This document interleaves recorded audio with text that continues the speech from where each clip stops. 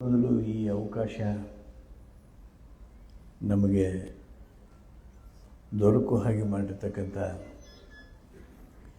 ಜಯಂತಕ್ಕನವರಿಗೆ, ನಿರ್ಮಲಾಜಿಯವರಿಗೆ ನನ್ನ ಕೃತಜ್ಞತೆಯನ್ನು ಸಲ್ಲಿಸ್ತೀನಿ.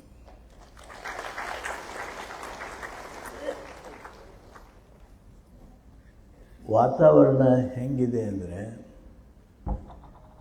ಹೊರಟ್ಟಿಯವರು ನಾವು ಮಾತಾಡ್ಕೋತಿದ್ವಿ, ನಮಗೆ ಫೋನ್ ಮೇಲೆ ಫೋನ್ ಬರ್ತಾಯಿದ್ವು, ಬಿಟ್ಟಿದೆ ಇಲ್ರಿ, ಬಿಡ್ರಿ, ಲಘು ಬರ್ರಿ ಅಂತೇಳಿ. ಆ ಒತ್ತಡ ಸಾಕಷ್ಟಿತ್ತು. ಹೊರಟ್ಟಿಯವ್ರು ಹೇಳಿದ್ರೆ ಒಂದು 2 ನಿಮಿಷ ಮಾತಾಡಿ ಲಘುನ ಹೋಗುಣ್ರಿ ಅಂತ ಮಾತಾಡ್ಕೊಂಡ್ವಿ.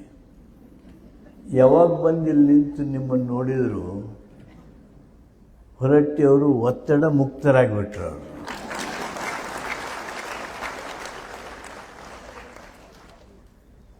ಅಂದರೆ ಆ ರೀತಿಯಾಗಿರ್ತಕ್ಕಂಥ ವಾತಾವರಣವನ್ನು ಈಶ್ವರಿ ವಿಶ್ವವಿದ್ಯಾಲಯ ಮಾತ್ರ ಸೃಷ್ಟಿ ಮಾಡ್ಬೋದು. ಇಲ್ಲೇನು ನೀವು ಕೂಡಿರಲ್ಲ, ಈಗ ಇಷ್ಟು ಮಂದಿ ನಾವು ರಗಡ ಸಲ ಈ ಹಾಲಿನೊಳಗೆ ಇಷ್ಟು ಮಂದಿ ಕೂಡಿದ್ದು ನೋಡೀವಿ, ಇದಕ್ಕಿಂತ ಹೆಚ್ಚು ಕೂಡಿದ್ದು ನೋಡೀವಿ, ಇದಕ್ಕಿಂತ ಕಡಿಮೆ ಕೂಡಿದ್ದು ನೋಡೀವಿ, ಮಂದಿ ಹೊರಗೆ ನಿಂತಿದ್ದು ನೋಡೀವಿ. ಇಷ್ಟು ಮಂದಿ ಕೂಡಿದ್ರು ಅಂದ್ರೆ ಇಲ್ಲಿ ಗಲಾಟೆ ಅಲ್ಲಿ ರಸ್ತೆದಾಗ ಕೇಳ್ತಿರ್ತೈತಿ, ಅಷ್ಟು ಗಲಾಟೆ ಇರ್ತೈತಿ. ಈಗ ಯಾರು ಅಲ್ಲಿ ಹೊರಗೆ ಬಂದರು ಅಂದರೆ, ಹೊರಗೆ ಯಾರು ನಿಂತಿರಲಿಲ್ಲ ಅಂದರೆ ಇಲ್ಲಿ ಒಳಗೇನು ನಡೆದತ್ತೋ ನಡೆದಿಲ್ಲೋ ಅಂಥೇಳಿ ಅನ್ನುವಷ್ಟು ಶಾಂತವಾಗಿದ್ದೀರಿ ನೀವು.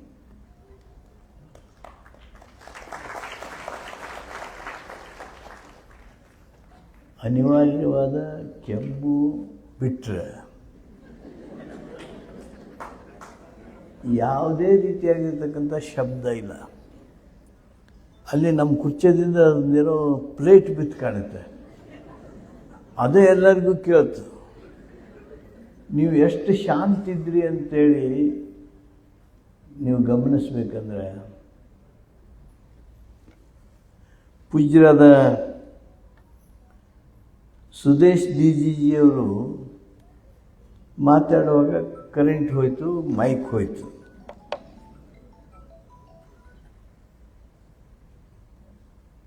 ತೊಂಬತ್ತು ವರ್ಷದ ಮೇಲೆ ಇರ್ಬೇಕಮ್ಮ ಅವ್ರಿಗೆ, ಈಗ 85 ವರ್ಷ. ಮೈಕ್ ಹೋದ್ರೂ ಸಹಿತ ಅವರು ಮಾತಾಡೋದು ಅರ್ಧದ ಮಟ್ಟ ಕೇಳ್ತಿತ್ತು.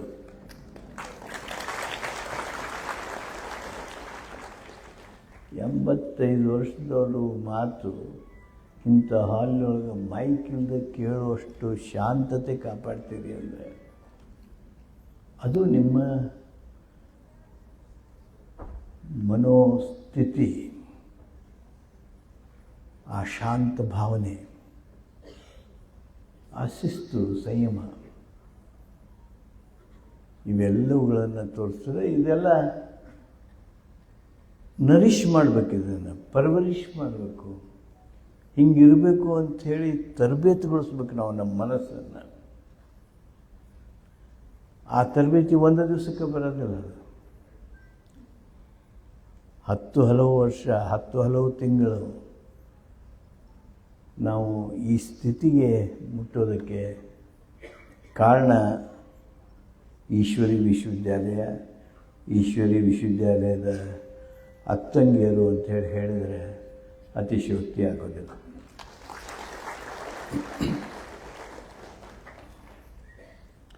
ನಾನು ಬಸವರಾಜ ರಾಜಋಷಿಯವರ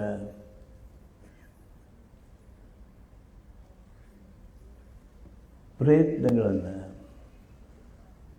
ಅವರ ಶ್ರಮವನ್ನು, ಅವರ ಸೇವೆಯನ್ನು, ಉತ್ತರ ಕರ್ನಾಟಕಕ್ಕೆ ಮಾಡಿರ್ತಕ್ಕಂಥ ಸೇವೆಯನ್ನು, ಈಶ್ವರಿ ವಿಶ್ವವಿದ್ಯಾಲಯವನ್ನು ಈ ಎತ್ತರಕ್ಕೆ ಬೆಳೆಸುವಂಥ ಕೆಲಸದೊಳಗೆ ಅವರು ಏನು ಕೊಡುಗೆಯನ್ನು ಕೊಟ್ಟಿದ್ದಾರೆ ಅದನ್ನು ಸ್ಮರಿಸ್ತೀನಿ. ಜಯಂತಕ್ಕನವರು ನಮ್ಮನ್ನು ಭಾಳ ಈಶ್ವರಿ ವಿಶ್ವವಿದ್ಯಾಲಯದ ಸಮೀಪ ತೊಗೊಂಡು ಬರೋದಕ್ಕೆ ಜಯಂತಕ್ಕನವರು, ನಿರ್ಮಲಾಕ್ಕನವರು ಮೌಲ್ಯಾಧಾರಿತ ಶಿಕ್ಷಣ, ಶಿಕ್ಷಕರಲ್ಲಿ ಮೌಲ್ಯಗಳ ಬಗೆಗೆ ನಾವು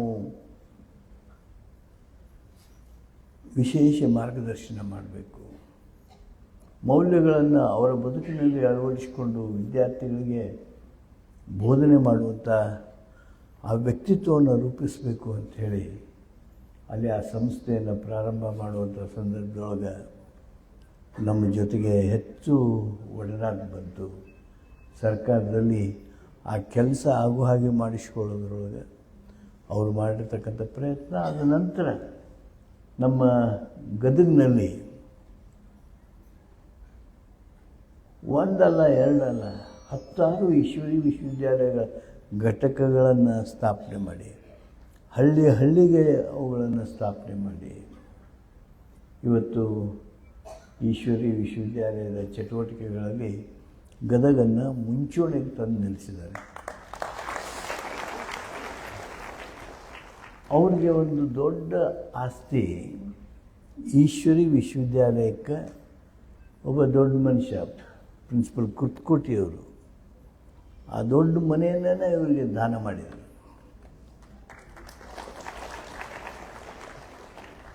ಆ ಮನೆ ಎಲ್ಲಿತ್ತು ಅಂದರೆ ಯಾರು ತಪ್ಪು ಭಾವಿಸೋದಕ್ಕೆ ಕಾರಣ ಇಲ್ಲ. ಯಾವ ಪ್ರದೇಶದಲ್ಲಿತ್ತು ಅದು ಅಂದರೆ ಎಲ್ಲಿ ಹೆಚ್ಚು ಗಲಾಟೆ ಇರ್ತೈತೆ. 7 ಗಂಟೆ ಕತ್ಲಾತು ಅಂದರೆ ಕನ್ನಡ ಮಾತಾಡೋರ ಸಂಗಿಲ್ಲ, ಎಲ್ಲರೂ ಇಂಗ್ಲೀಷೇ ಮಾತಾಡ್ತಿರ್ತಾರೆ ಅವಾಗ.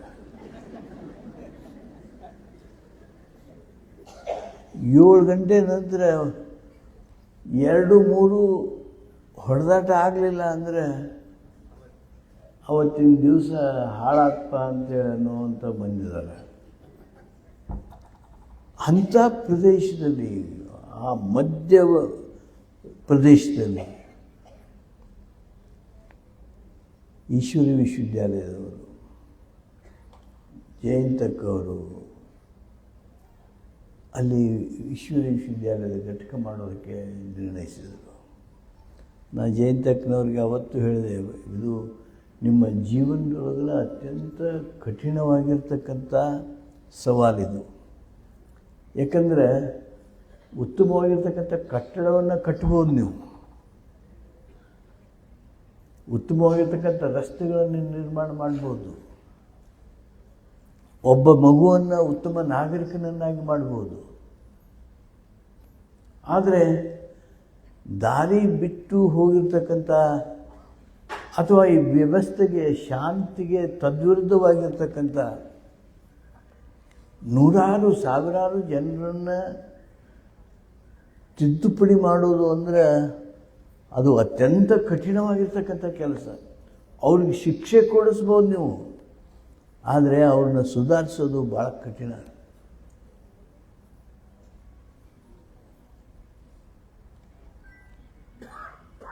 ಅಂಥ ಸ್ಥಳದಲ್ಲಿ ಇವತ್ತು ಶಾಂತಿ ಸ್ಥಾಪನೆ ಮಾಡಿ ಆ ಓಣಿಯವರು ಹೋಗ್ಕೊಳ್ಳೆ ಆ ಲೀಡರ್ಸ್ ಅಂತಾರೆ, ಇದು ಈಶ್ವರಿ ವಿಶ್ವವಿದ್ಯಾಲಯ ಇಲ್ಲಿ ಬಂದು ನಮ್ಮ ಓಣಿ ಶಾಂತ ಆಯ್ತು ನೋಡ್ರಿ, ನಮ್ಮ ಓಣಿ ಶಾಂತ ಆಯ್ತು.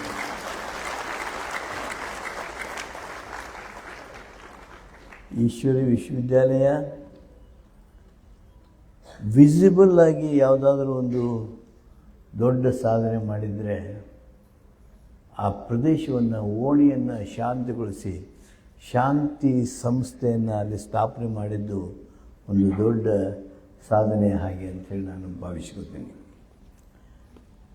Just to bring this to the notice of Rajyogini Brahmakumari Sudesh ji and Rajyogini Brahmakumari Chakradhari ದೀದಿಜಿ.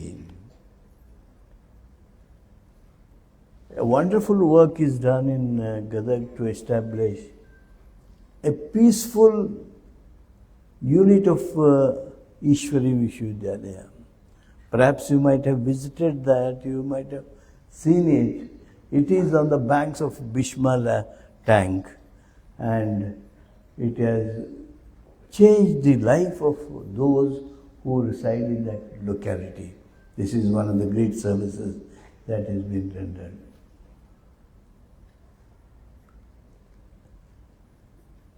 ಬಂಧುಗಳೇ, ಭಗಿನಿಯರೇ, ಈಶ್ವರಿ ವಿಶ್ವವಿದ್ಯಾಲಯಕ್ಕೆ ನಾನು ಹೆಚ್ಚು ಸಂಪರ್ಕ ಬಂದ ಮೇಲೆ ಅಕ್ಕಂಗಿಯರ ಒತ್ತಾಯದ ಮೇರೆಗೆ ನಾನು ಮೌಂಟ್ ಟೋಬೋಕ್ಕೂ ಹೋಗಿದ್ದೆ. ಮೌಂಟ್ ಟೋಬೋ ಬಹುಶಃ ನೀವು ಇದರಲ್ಲಿ ಅರ್ಧ ಒಂದರ ಹೋಗಿ ಬಂದಿರ್ತೀರಿ. ಯಾರು ಹೋಗಿಲ್ಲ, ನೀವು ಹೋಗದೆ ಹೋದರೆ ತಕ್ಷಣ ಹೋಗೋದನ್ನು ನಿರ್ಣಯ ಮಾಡಿರಿ. ನೋಡಿರಿ, ಇವತ್ತು ನಾವು ಈ ಕಾರ್ಯಕ್ರಮ ಏನು ಹಮ್ಮಿಕೊಂಡಿದ್ದಾರೆ, ಒತ್ತಡ ಮುಕ್ತ ಜೀವನಕ್ಕಾಗಿ ರಾಜಯೋಗ ಧ್ಯಾನ. ಹೊರಟವ್ರು ಹೇಳಿದರು, ಒತ್ತಡ ಅಂದರೆ ಎಲ್ಲಿವರೆಗೆ ಒತ್ತಡ? ನೋಡ್ರಿ, ಎಲ್ಲರಿಗೂ ಏನು ಇರ್ತೈತಿ, ನಾವು ದುಃಖದೊಳಗಿದ್ದವರು ಅಥವಾ ಅಸಮಾಧಾನದಾಗಿರೋರು ಏನಂತಿರ್ತೀವಿ ನಾವು, ಈ ಅಡಚಣೆ ಸಲುವಾಗಿ ಎಲ್ಲರೂ ಹಿಂಗ್ರಿ, ಅಡಚಣೆ ಸಲುವಾಗಿ ಹಿಂಗ್ರಿ ಅಂತಿರ್ತೀವಿ. ಅಡಚಣೆ ಇಲ್ಲದವ್ರು ನೋಡ್ರಿ, ನೀವು ಭವಿಷ್ಯ ಬಹುದೊಡ್ಡ ಭವಿಷ್ಯ ಇರೋರು ನೋಡ್ರಿ.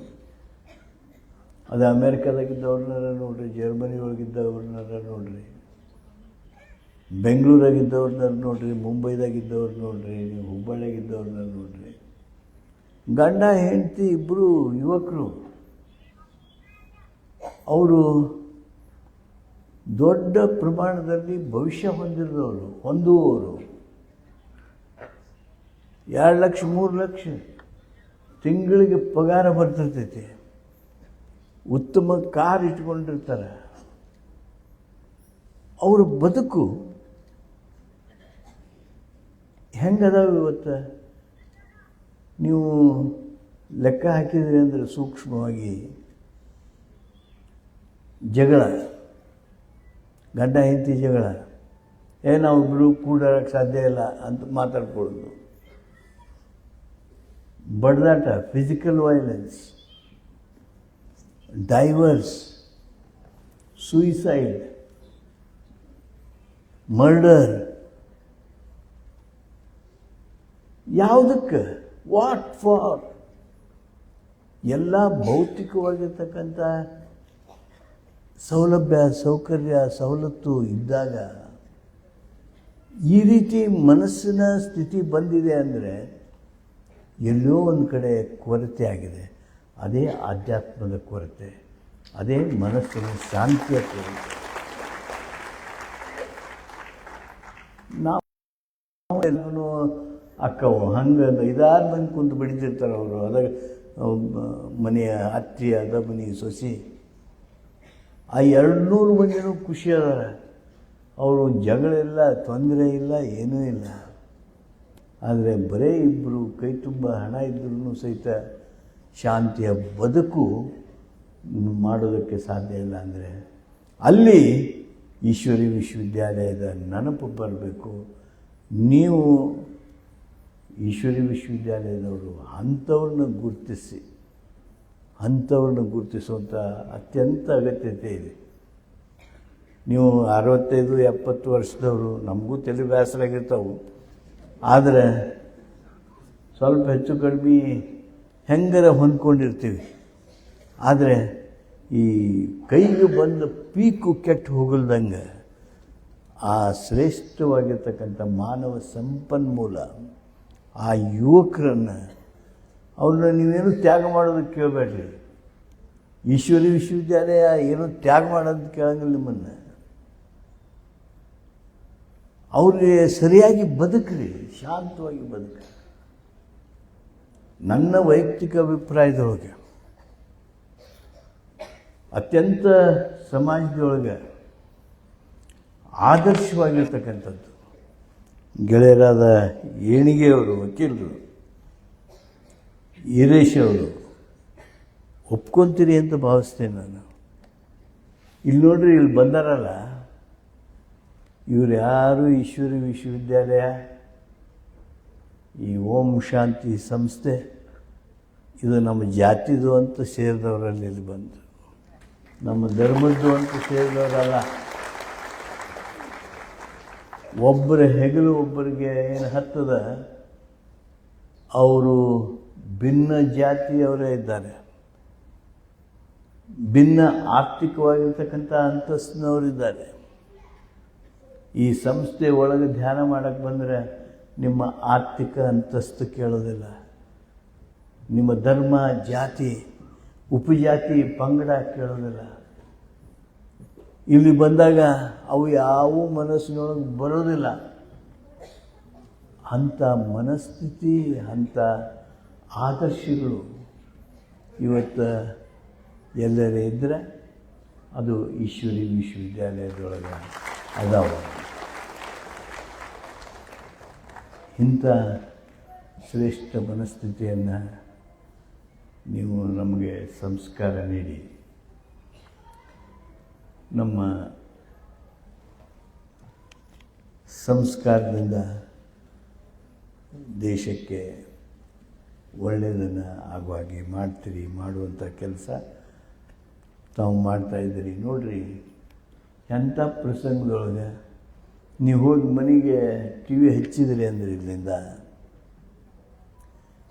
ಅವರು 4 ಹೆಲಿಕಾಪ್ಟ್ರು ಇವ್ರು ಹೊಡೆದಾರ, ಇವರು 2 ವಿಮಾನ ಅವರು ಹೊಡೆದಾರ, ಅಲ್ಲಿ 25 ಮಂದಿಗೆ ಇವ್ರು ಗುಂಡು ಹಾಕ್ಯಾರ. ಗುಂಡು ಹಾಕಿದವ್ರನ್ನ ಬಿಡಲ್ದಂಗೆ ಹೋಗಿ ಅವ್ರನ್ನ ಹೊಡೆದ ಬರ್ತೀವಿ ಅಂತ ಮತ್ತೆ ಹೋಗ್ಯಾರ.